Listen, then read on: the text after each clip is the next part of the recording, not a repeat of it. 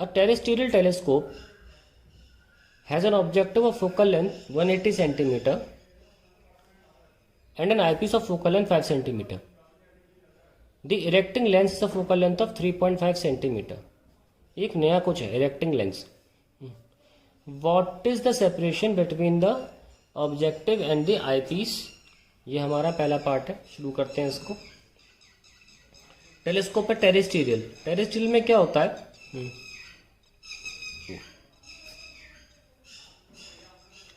कि बहुत दूर से चांद सितारों से लाइट नहीं आती, जमीन पर ही काफी दूरी से लेकिन हम लाइट लाते हैं. A terrestrial telescope has an objective focal 180 centimeter and eyepiece of focal length 5 centimeter. The erecting lens has focal length of 3.5 centimeter. What is the separation between the object and the eyepiece? ठीक है. अब इसमें देखो object given नहीं है.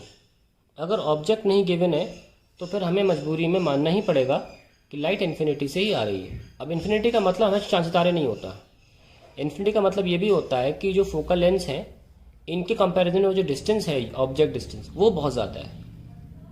जैसे कि 180 centimetre है तो 1 किलोमीटर है अगर, तो वो बहुत दूर है, तो उसको इन्फिनिटी माना जा सकता है. क्या बोला मैंने? 180 सेंटीमीटर के सामने अगर 1000 मीटर होगा, ये सेंटीमीटर है ना, तो ये बहुत ज़्यादा है.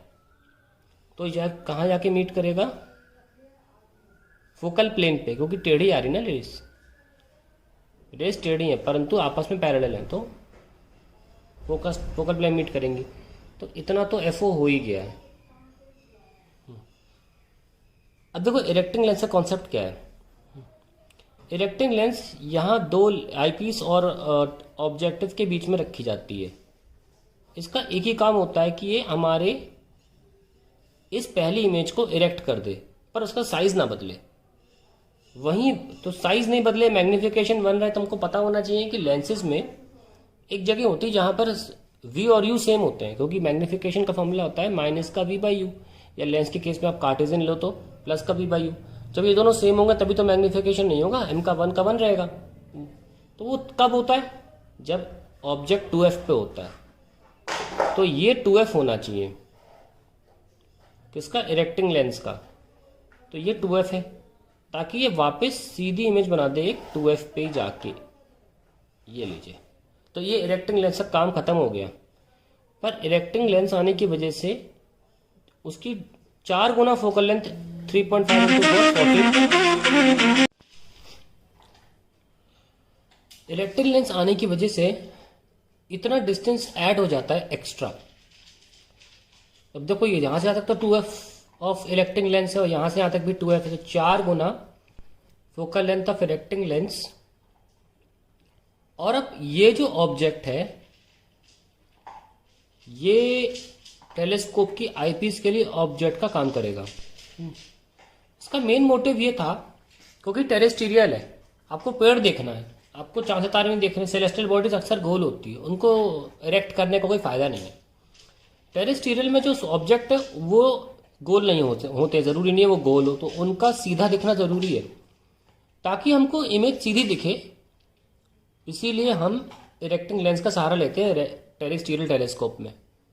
तो अब हम वो वाला केस लेके चल रहे हैं इन्फिनिटी वाला, क्योंकि मैंने कहा जब तक बोला ना जाए तब तक माइक्रोस्कोप में डी वाला और टेलीस्कोप में इन्फिनिटी वाला केस लेते हैं. तो इस ऑब्जेक्ट को आईपीस लेंस के फोकस पे होना जरूरी है ताकि इमेज हमको कहाँ मिले? इन्फिनिटी पे.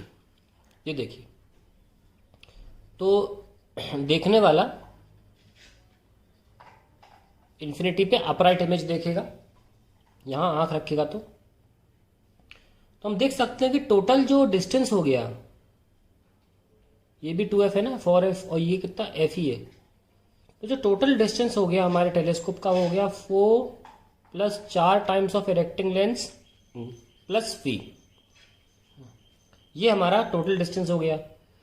So this is how much? This is 180 plus 4 into 3.5 plus how much is it? 5.